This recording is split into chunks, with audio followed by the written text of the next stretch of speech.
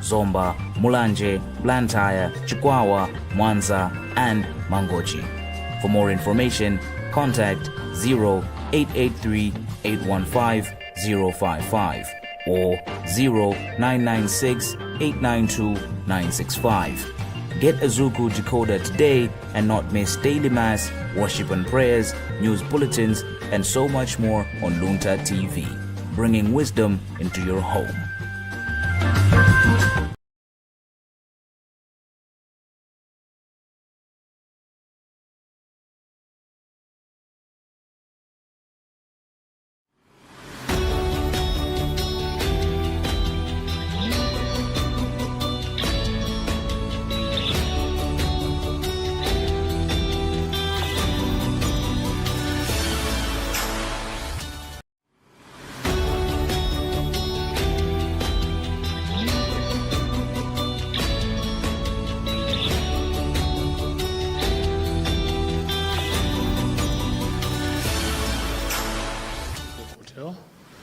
Kumene ife Forum for National Development tufuna tipeleke zinthu zingapo kwa mtundu wa Malawi.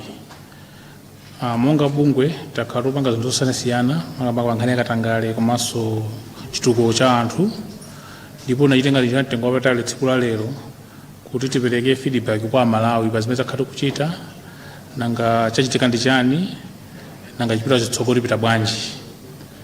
Tsiku la lero muli ndine Fryson Chodzi, National Coordinator wa Forum for National Development, komanso tinde chairperson wa Forum for National Development, kumanja wanga ku Mr. Bright Compound. Thank you very much, ladies and gentlemen. This morning, we Forum for National Development have taken this opportunity to engage the public on a number of issues. We've been engaging in several activities related to corruption, human development, and national development, and there have been strides that have achieved and also have failed to achieve over the number of things that have been doing. So we took this morning as an opportunity to engage the public and inform the public what we've been doing, what we've achieved, where the progress we've made, and where are we going to go next. So let me pass over the mic to the chairperson for Forum for National Development, Mr. Bright Compound, to give us an introduction of today's press briefing. Thank you very much. Thank you very much, Coordinator Fryson Chodzi. Once again, my name is Bright Compound. I'm the chairperson for Forum for National Development. Forum for National Development as an institution, it has a key focus on national interest issues, whatever is happening around, as long as it has an interest of the nation, it becomes our core business. So today we would like to take stock of few issues to do with corruption fighting in Malawi. But I'll start with an introduction. It is encouraging to witness the resumption of the extended credit facility after gloomy news of the 44% devaluation of the kwacha. Subsequently, there has been measures announced by both the Minister of Finance and the President on coping up with the effects of the devaluation and the economic downturn. As a nation, we are fully aware of the profound economic crisis we are facing. We also recognize the long-standing challenges that we have plunged us, such as growing poverty and unemployment. While we appreciate the efforts of the government and the resilience of Malawians, we must be cautious with corruption, which is the crucial factor that can obstruct the entire program and the reconstruction efforts that are being put in place. Is a proverbial elephant in the room, and it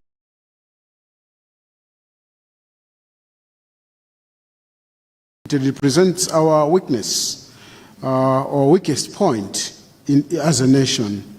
Our fight against corruption has been marked with inconsistency, sending mixed signals to our cooperating partners and the entire nation.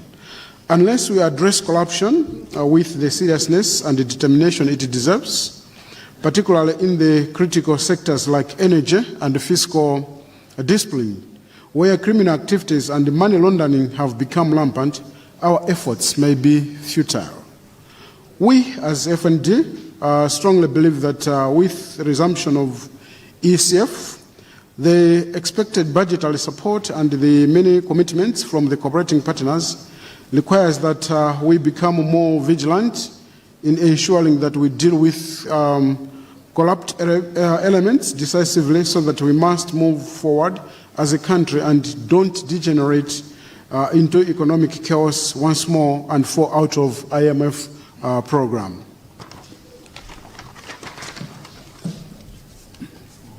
FND, as an institution, we have our own way of operation.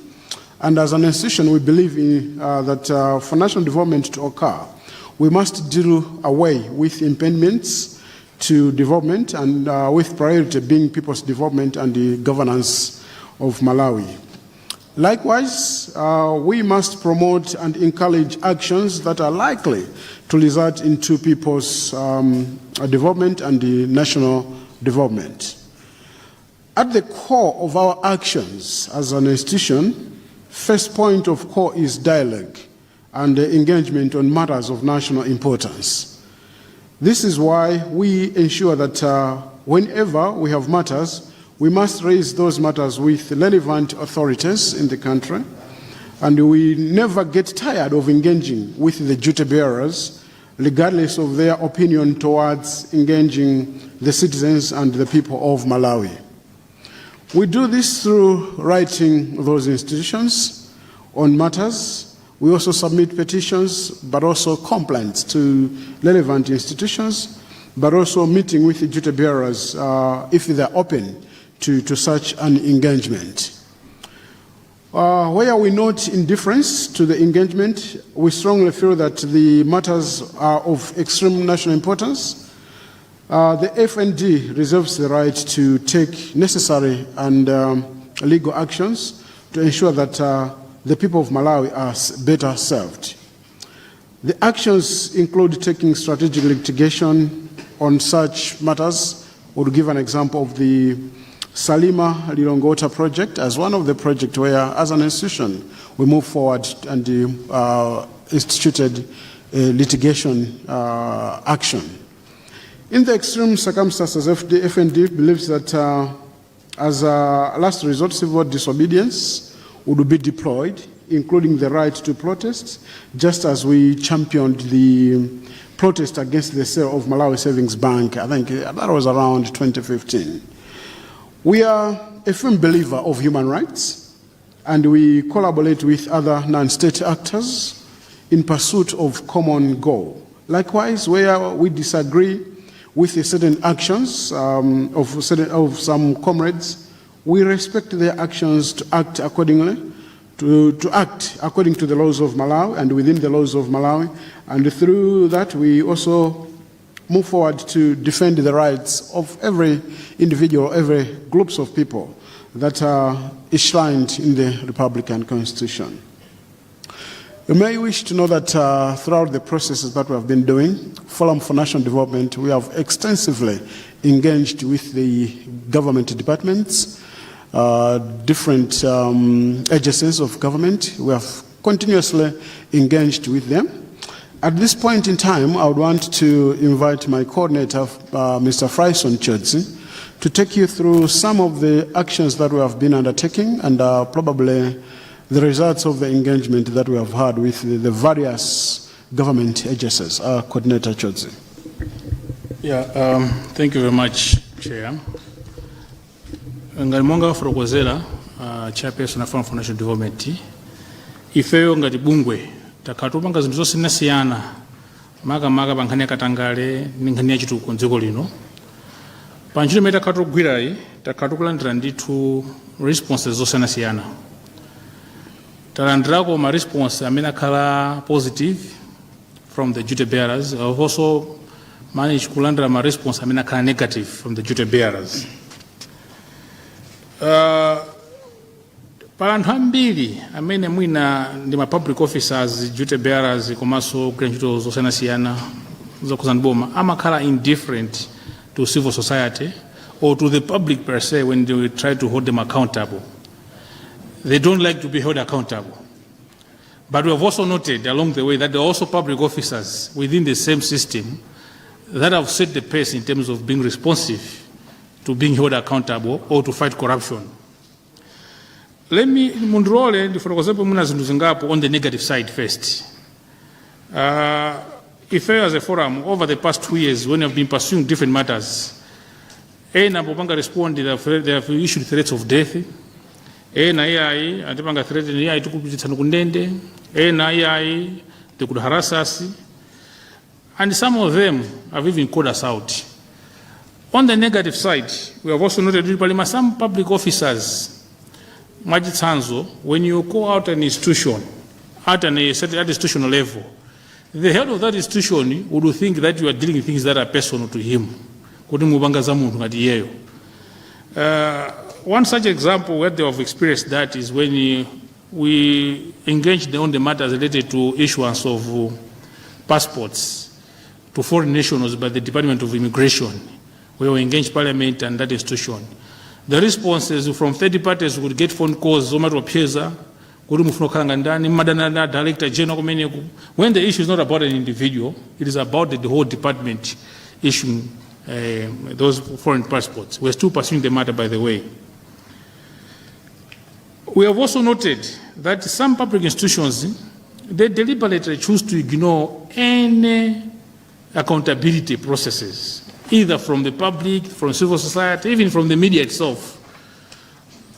For example, when we look at the question point immediately now in our dealings, is when we engage the Office of the Attorney General and the Minister of Finance. We raised queries towards the issuance of sovereign guarantees, especially the one that went to Kwei Energy on the Salima Longota board, Salima Longota project.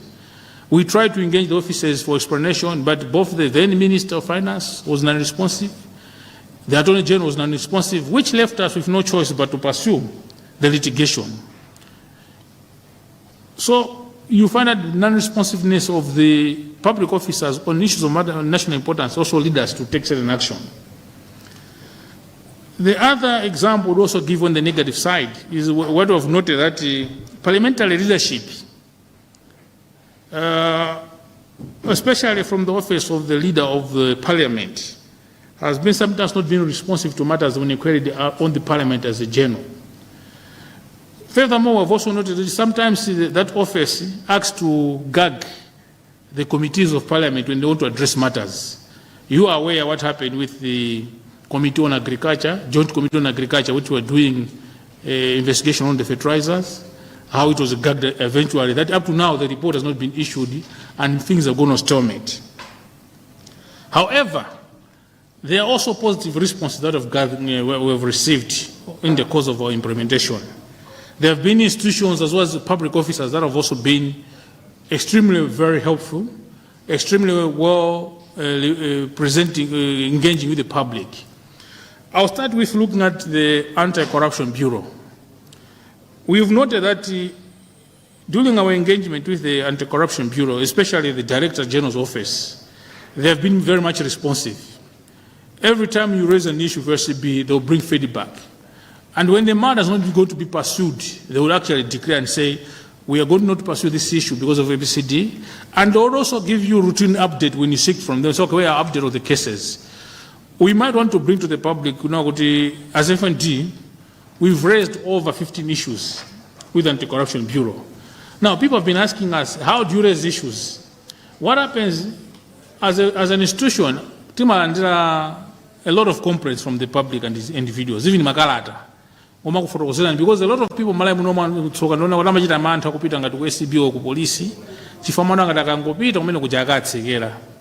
so as a result, they opt to come to people like us. And for us, when we receive an allegation, we go through the allegation, we weigh through the issues, and we raise the allegations. And when we raise an allegation with an institution like SCB, we've noted that they've been very much responsive.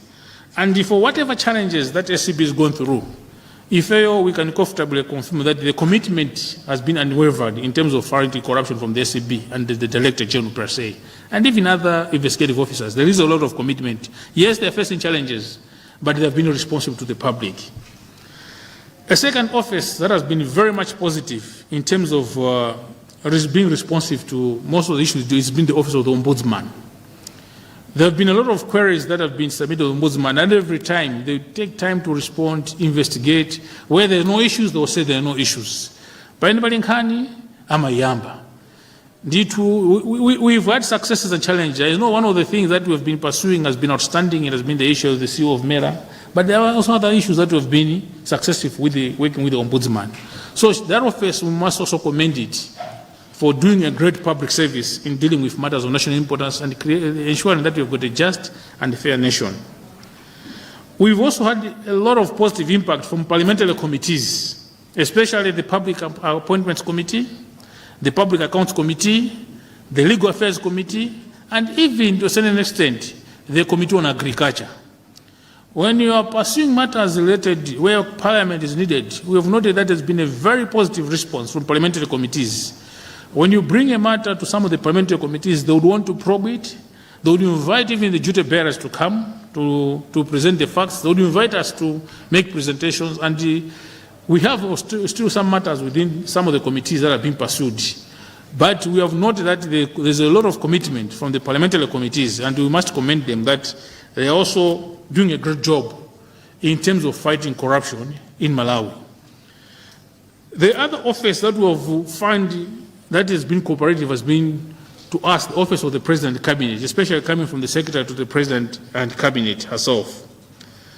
We've raised a number of issues for the presidency, for the attention of the President, as well as the OPC.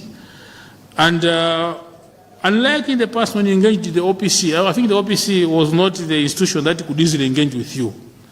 But we were surprised that the OPC gave us an opportunity to respond to the matters that we raised and provide feedback on a number of issues that we've been raising. We've noted that dealing with the current SPC, Ms. Colin Zamba, there's a some sincerity because there are a lot of things hanging on her head. So for a person who's got a lot of things that are being alleged to have been done by her and took her way out to engage on corruption matters, we don't take it for granted. And we really acknowledge that she's been very pivotal as well in providing necessary feedback on some of the matters we're going to raise.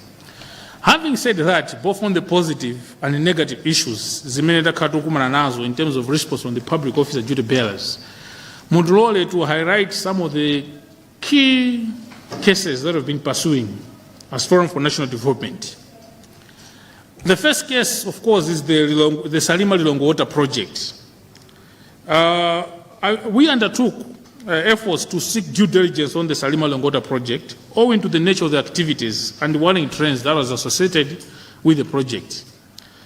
Since the project, I think that should be around 2013, Malawians have already spent over 25 billion into the project. But you have said no single liter of water has ever come to Lilongwe. And this money was borrowed in 2018 as a loan appropriation for Lilongwe Water Board. They borrowed money Lilongwe Water Board to pay for whatever reasons they were paying.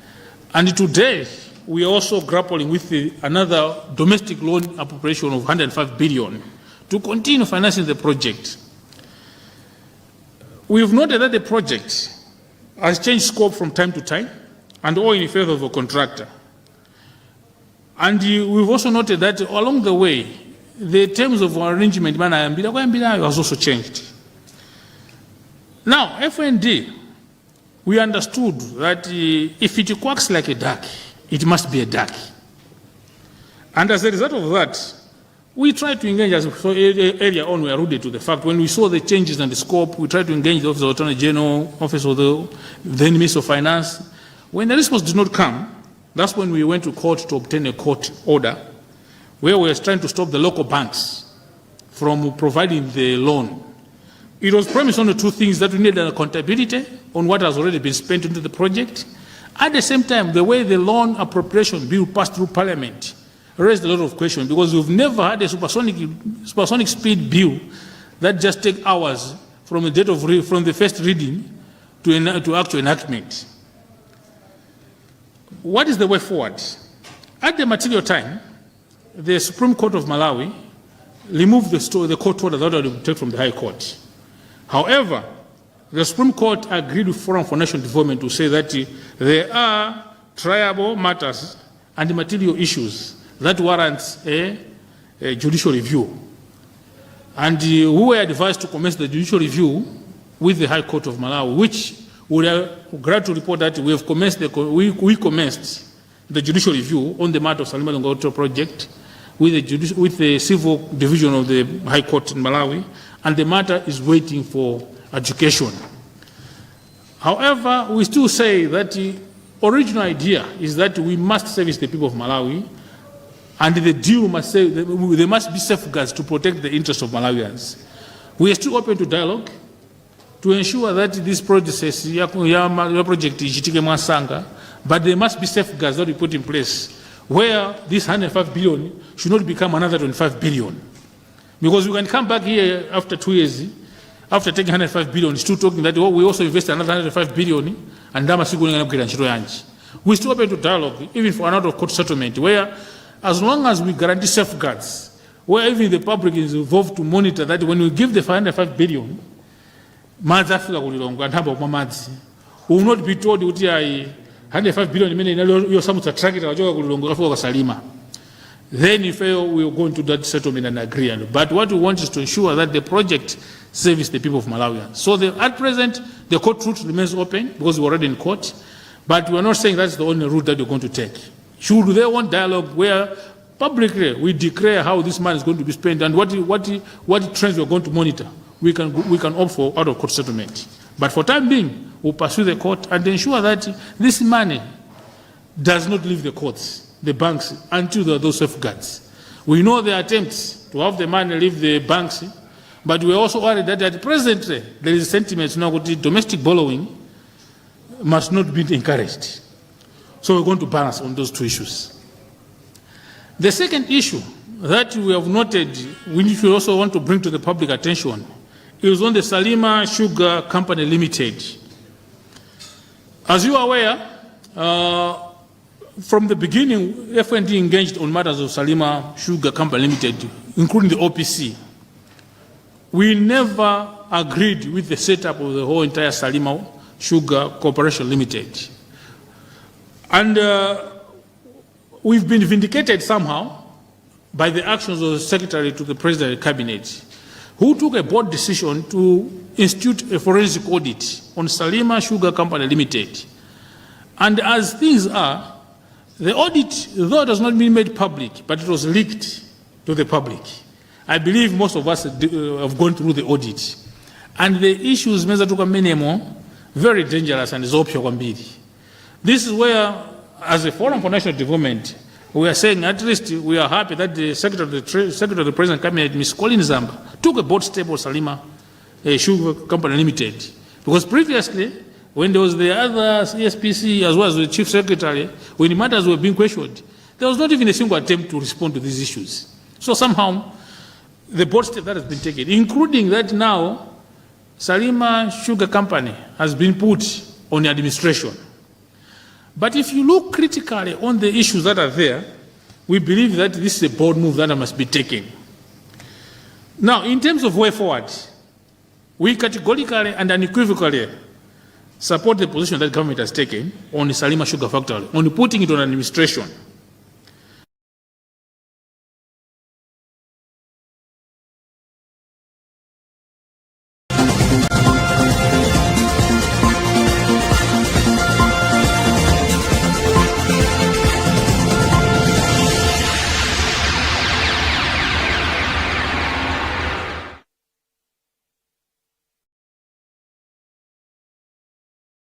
Are owned by Indian background companies, which is called the Aum Sugar and Allied Limited.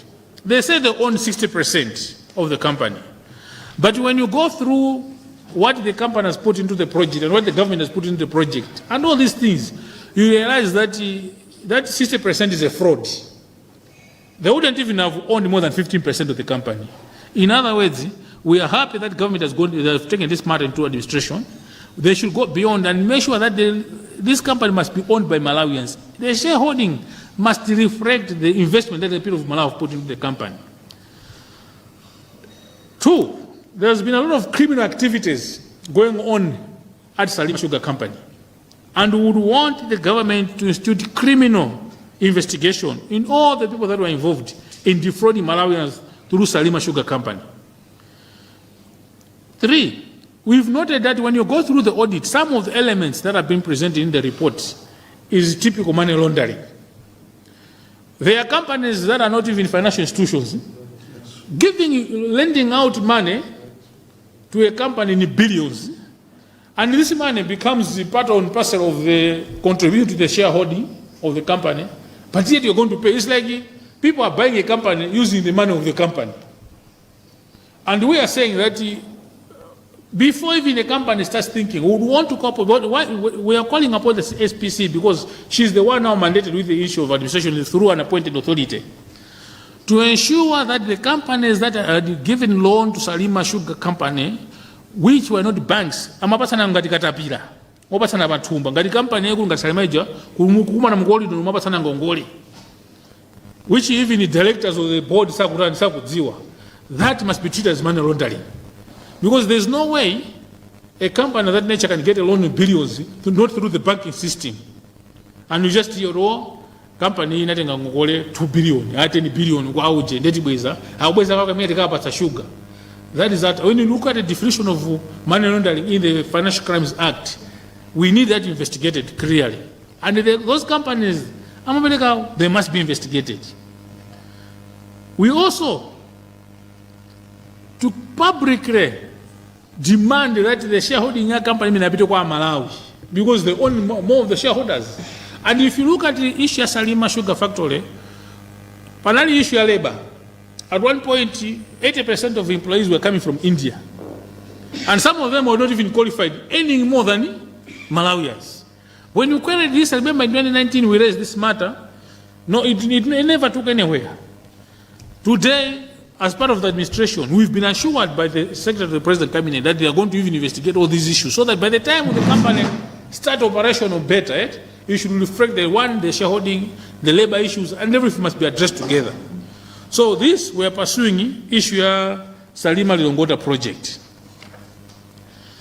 The other issue that we raised was on the Malawi Rural Electrification Project, MAREP.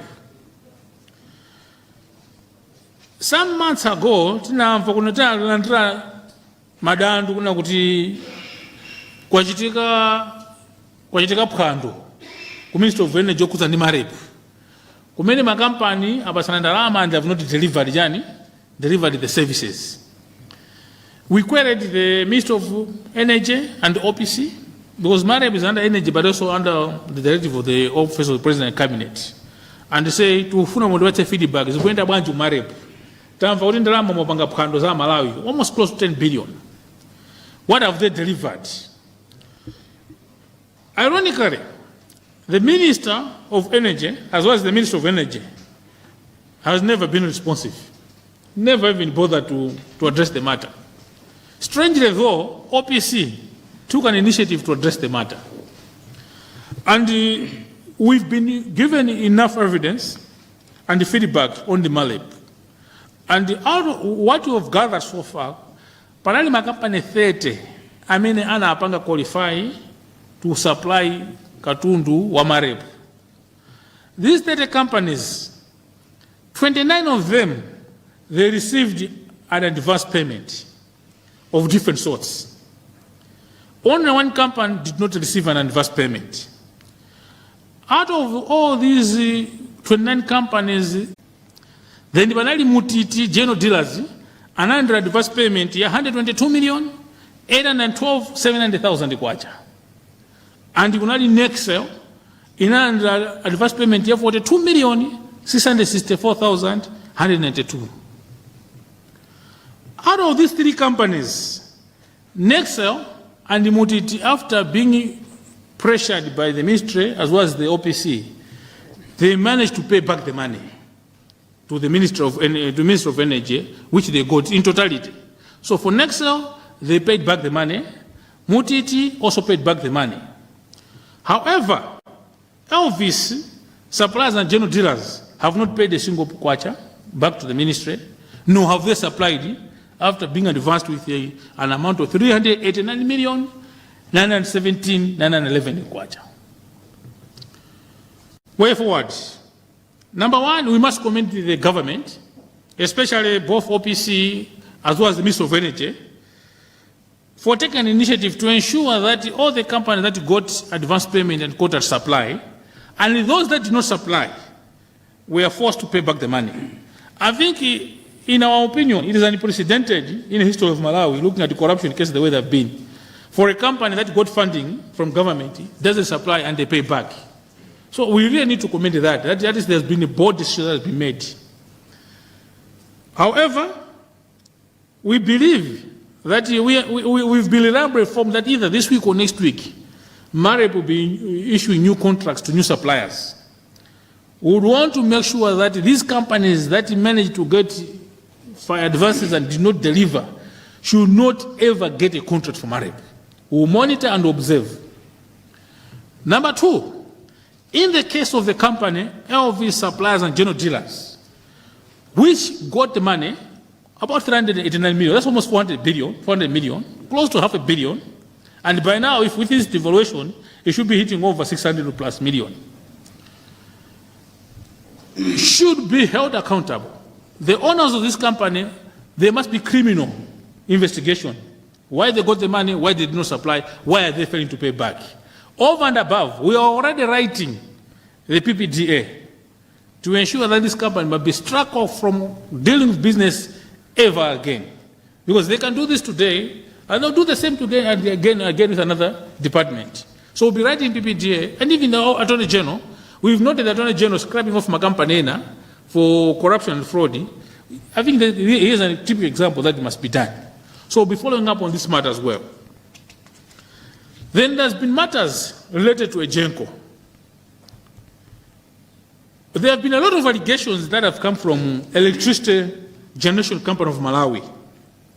And we are also cognizant of the fact that there is an ongoing forensic audit at the institution.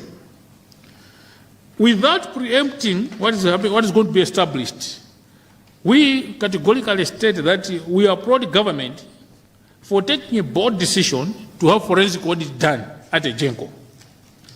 Because that forensic audit is going to help us establish the real truth on what has been going on at Ejenko. We would also want to clarify that there's been one shocking allegation regarding to Ejenko that we're going to pursue, and we're keenly following whether the forensic audit is going to address that. It relates to the destruction of Kapikira hydro station in 2021 during Cyclone Anna. The allegation we received was that, contrary to the opinion and the view that Malawi has, yona kuti vula inabwera mbili ndipo inaphwanya chijani chi station chija, it might be human negligence that was involved. What the allegation that has come, and we've also forwarded this allegation to the ministry that we really need to get answers on, is that Kapikira hydro station ilima gate valve 5s oti madzi akamabwera madutsa mutimo menemo, and it was designed to withstand power pressure ya madzi okwana 10,000 cubic meters per second. That was the design of Kapikira hydro station.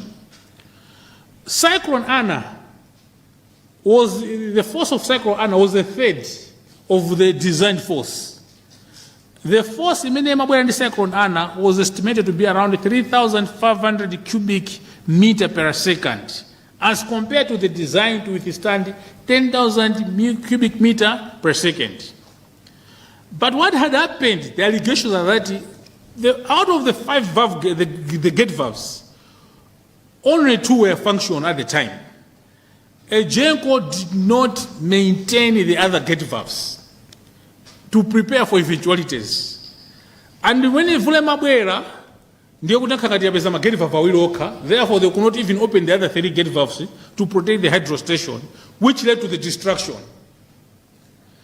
If you compare Cyclone Anna and Cyclone Freddy was more powerful than Anna. In fact, the water levels at Cyclone Freddy was measured at 6,500 cubic meters per second, which is almost double the size of Cyclone Anna. But because the gate valves at this point in time were all opened, we never had a crash on the Kapiti Hydro station. But now, Cyclone Anna created that crash.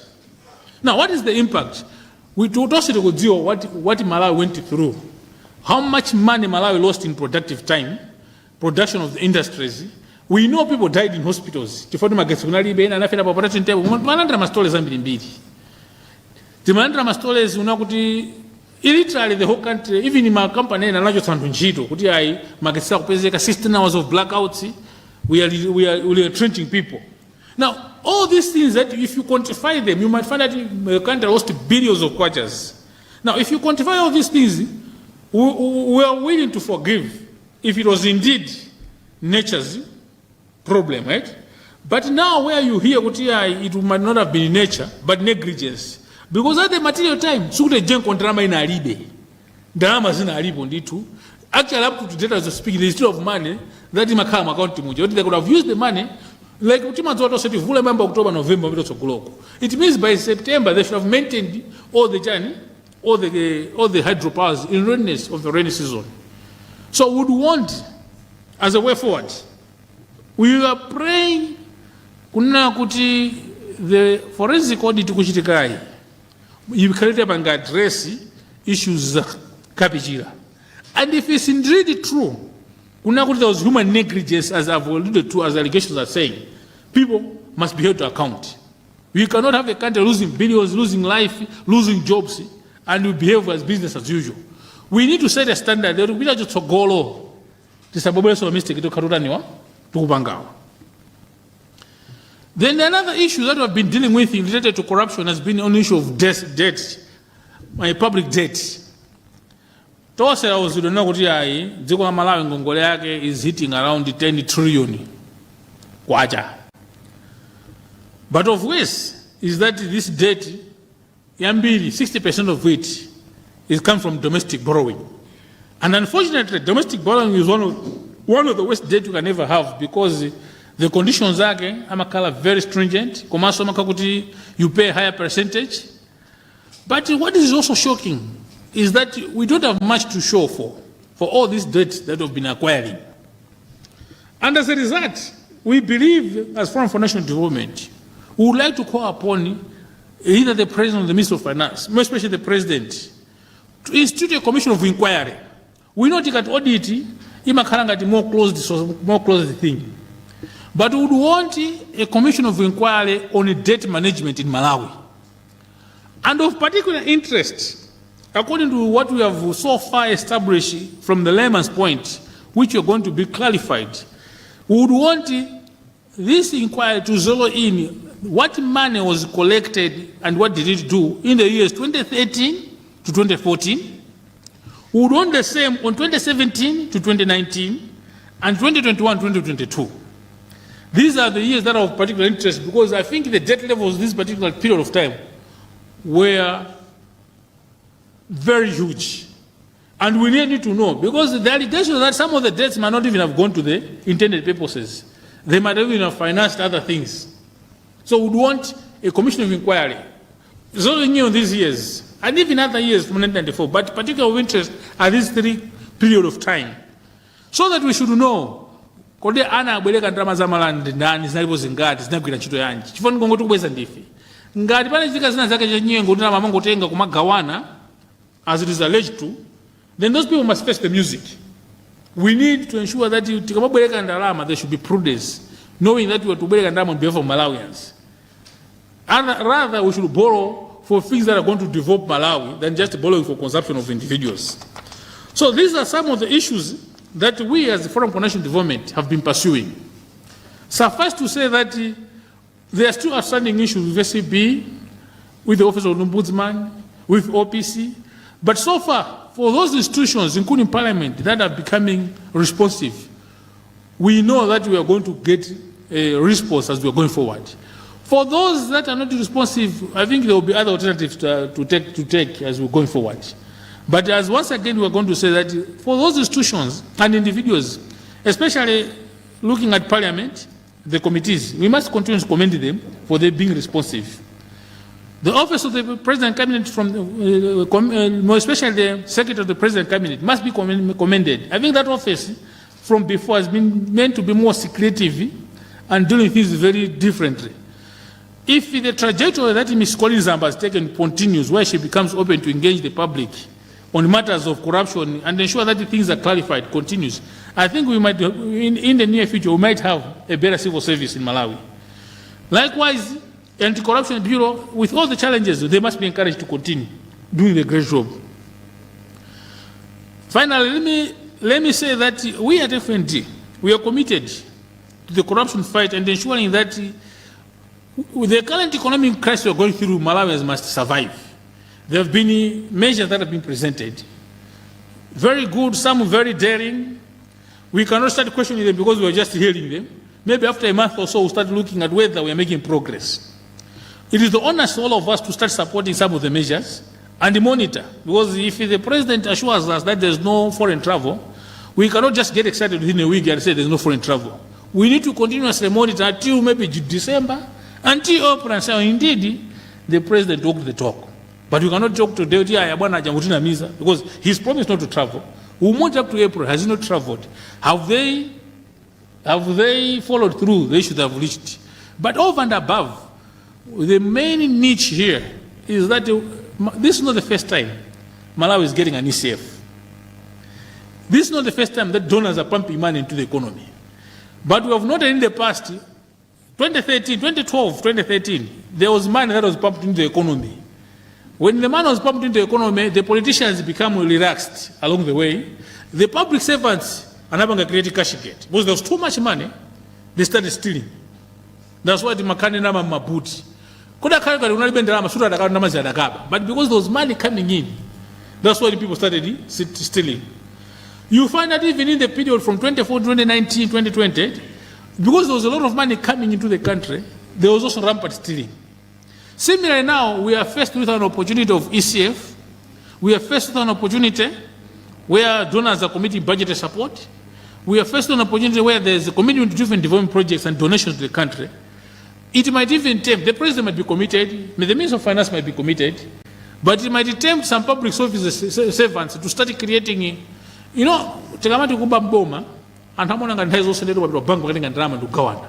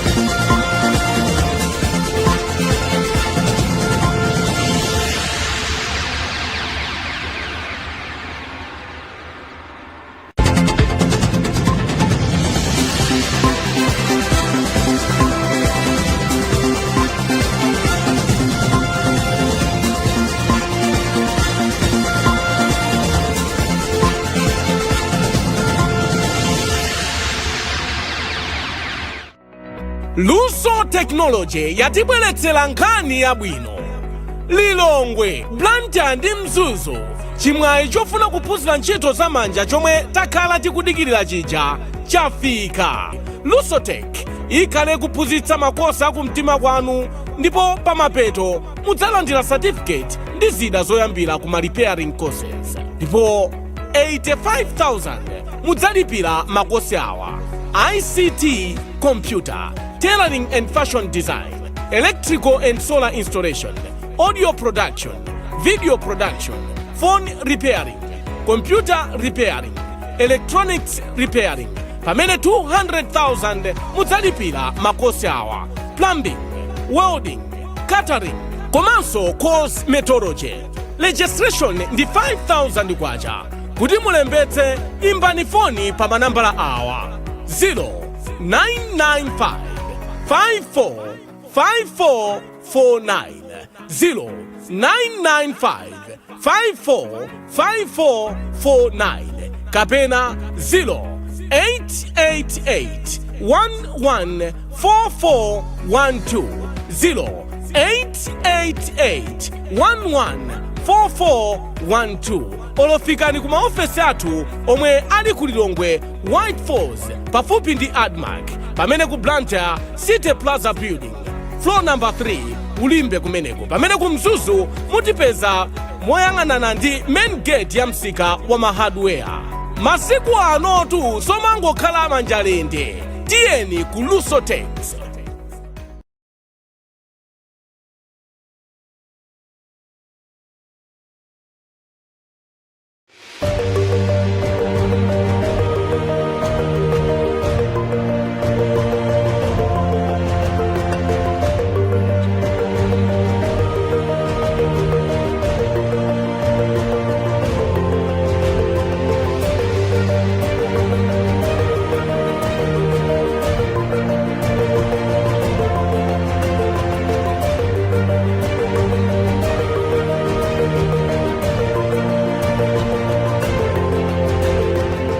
personal growth to business solutions, there is no limit to what you can imagine.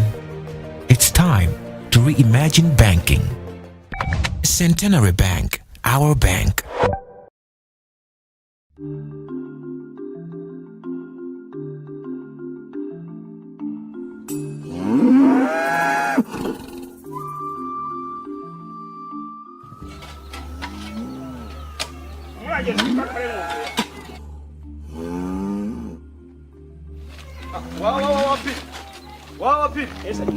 Ajimani bize tsono piri ineri ndikusirira moyo wanu wa mwanali renji. Muli ndi nyumba ija mukumanga ija malize kukoma, muli ndi ng'ombe, muli ndi mbuzi, abaka ndende osanena. Munapanga bwanji kuti mufike pamene balo wanga zimafuna limba mtima komanso zimatenga nyengo. Chimene chimachitika ndionena kuti zimafuna ndalama zimene inu ndine timapeza mwa tsiku lilonse ma business osiyana pang'ono katika kugwira kantchito timazitenga ndikusonkhanitsa pamodzi kumasunga pang'ono ndikumayika ma business kuzidzala ndalama. Oh piri apa ndiye mwandithandiza. Kodi kudzala ndalama ine ndingayambire pati? Balo wanga nkhani yodzala ndalama sinkhani yapatali kwenikweni koma imafuna kudekha. Komanso kupirira chifukwa imatenga kanthawi pang'ono. Piri koma ndi mmene mwanenera musikufunika ndalama zambiri zimene.